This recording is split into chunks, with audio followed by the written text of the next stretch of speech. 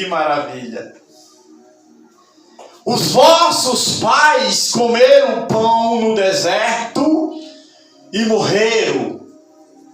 Mas eu, diz o Senhor, eu sou o verdadeiro pão que desceu do céu. Porque quando o Senhor está dizendo isso, Ele não está falando do pão que alimenta a carne. Ele está falando do pão que alimenta e que sustenta a tua alma para o reino dele. Aleluia. Para o reino dos céus. Aí ele vem dizendo nesse texto, pregando, ensinando, e dizendo: eu sou o pão da vida. E aquele que se alimentar de mim, nunca morrerá. Eu sou o pão da vida.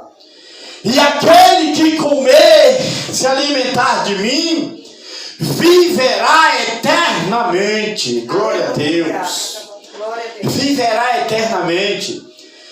Em outras palavras, o Senhor está dizendo: aquele que se alimentar destas palavras, aquele que se alimentar deste maná, deste pão, que é a palavra dele, que é o verbo, viverá eternamente. Glória a Deus. Viverá eternamente. Aí ele completa dizendo o texto: e eu ressuscitarei no último dia. Quem de vós aqui quer ressuscitar no último dia?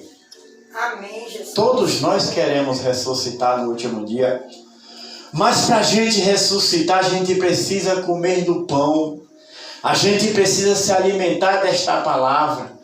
E aí algum dos fariseus e saduceus que estava no momento que o Senhor estava pregando estas palavras, ensinando, começa a apontar e dizer: não é este o filho de José? Não é este o filho de Maria que a gente conhece? E por que agora ele está dizendo que ele é o pão do céu? Como ele pode dizer que eu sou o pão do céu? Louvado seja o nome santo do Senhor.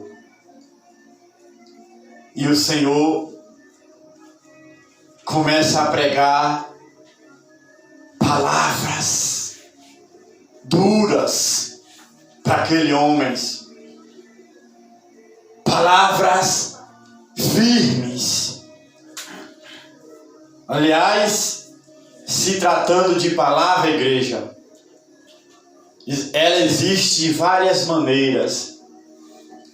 Existe aquela palavra doce, palavras de amor, que toda alma e todo coração deseja ouvir e receber e guardar no seu coração. Existe aquelas palavras ofensivas, que magoa, que machuca, que maltrata.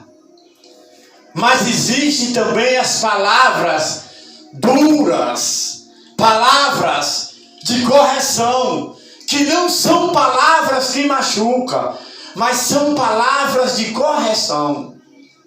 E o Senhor, neste momento, levou palavras para o saduceu de correção. Palavras duras, para ele entender, porque eles não estavam crendo que ele era o pão da vida, que ele era a vida, que ele era a ressurreição.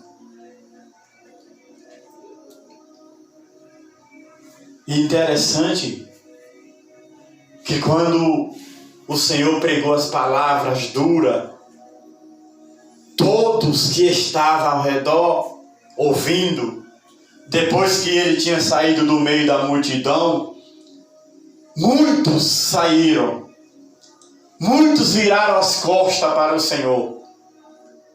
Muitos que ouviram não aguentaram ouvir e se recuaram. E o texto vai nos dizer, esclarecer, que inclusive alguns dos seus discípulos que estava com ele. Que quando o Senhor olha para um lado, olha para o outro, e percebe que até mesmo alguns dos seus discípulos vai embora por causa das suas palavras duras, ele faz uma pergunta aos demais que ficou. E a pergunta que o Senhor fez aos demais que ficou por causa da palavra foi: não quereis vós também ir? Não quereis vós também ir com eles e me deixar? Não quereis vós também seguir um outro caminho? Só que Pedro foi um homem fiel a Deus. Pedro chega para o Senhor e diz assim: Senhor, para onde nós iremos? Que caminho seguiremos? É o mesmo que dizer: Senhor, me mostra um outro caminho. Para onde, Senhor, nós iremos, se só Tu tem a palavra de vida eterna? Glória a Deus. Em outras palavras, igreja, não existe outro caminho. Não existe outro caminho para que eu e você possa percorrer e ter a nossa salvação. Só existe um pão para a tua alma. E este